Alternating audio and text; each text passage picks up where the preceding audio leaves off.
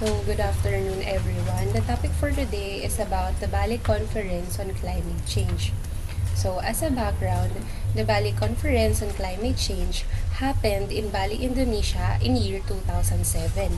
This is a follow-up conference after the Kyoto Protocol to ensure the reduction of the emission of gases of different countries from the world.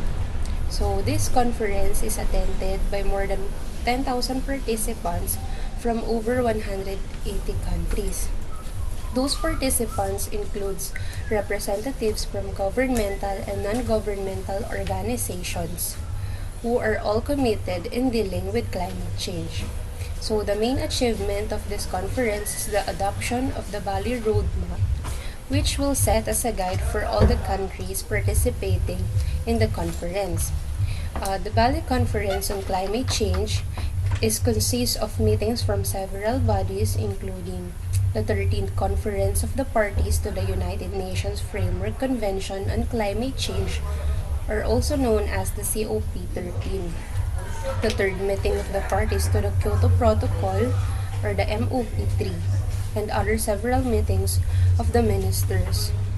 Two working bodies was created in the conference to negotiate emissions reductions commitments for non-Annex 1 countries which don't have any mandatory reductions commitments under the Kyoto Protocol, and the United States which failed to ratify it.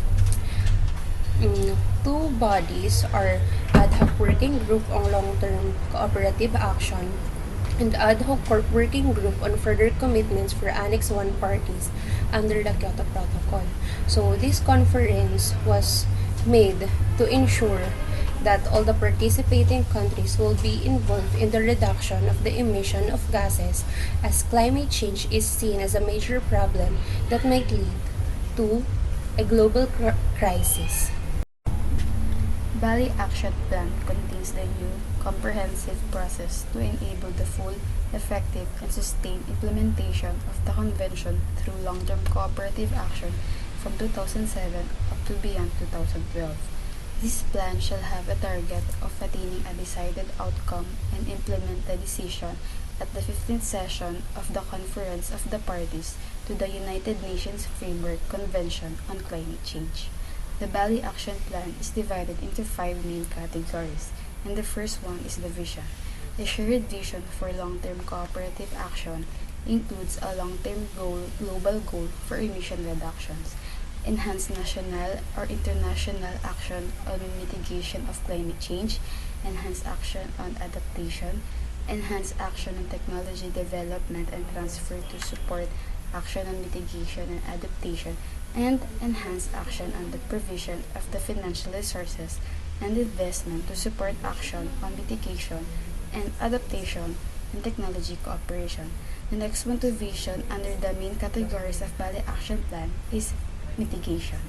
Mitigation. It enhanced action on mitigation of climate change includes nationally appropriate mitigation commitments or actions by all developed countries, nationally cooperative mitigation actions by developing countries, cooperative sectorial approaches and sector-specific actions, and ways to strengthen the catalytic role of the Convention.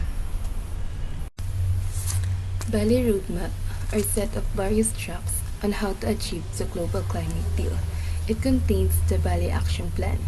Bali Action Plan is new, comprehensive process to enable the full, effective, and sustained implementation of the Convention through long-term cooperative action, now up to and beyond 2012. It contains the key issues. First is action for adopting negative implications of climate change like flood. Second, a decision on deforestation and forest management.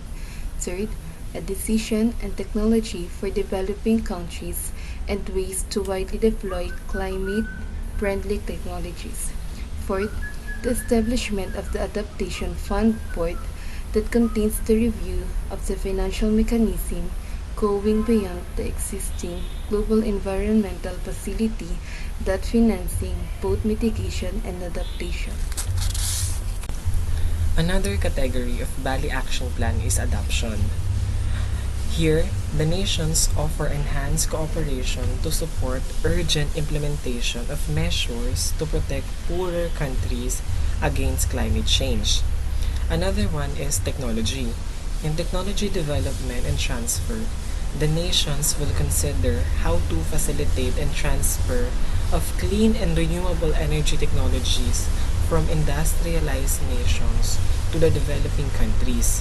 This includes, first, removal of obstacles to and provisions of financial and other incentives for scaling up the development and transfer of technology to developing country parties in order to promote access to affordable environmentally sound technologies.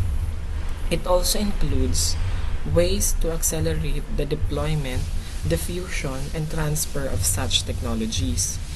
Cooperation and research and development of current, new and innovative technology, including win-win solutions.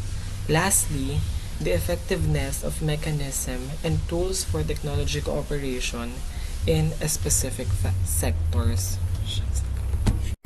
Moving on with the financing category, the Bali Action Plan needs to improve access to predictable and sustainable financial resources and the provision of new and additional resources, including official and concessional funding for developing country parties or DCP. Next is positive incentives for DCP for national mitigation strategies and adaptation action. Innovative means of funding for DCP that are particularly vulnerable to the adverse impacts of climate change in meeting the cost of adaptation. The incentives of adaptation actions on the basis of sustainable development policies is also important. Delivering or mobilization of funding and investment, including facilitation of climate-friendly investment choices, and lastly, the financial and technical support for capacity building in the assessment of cost of adaptation in developing countries to aid in determining their financial needs.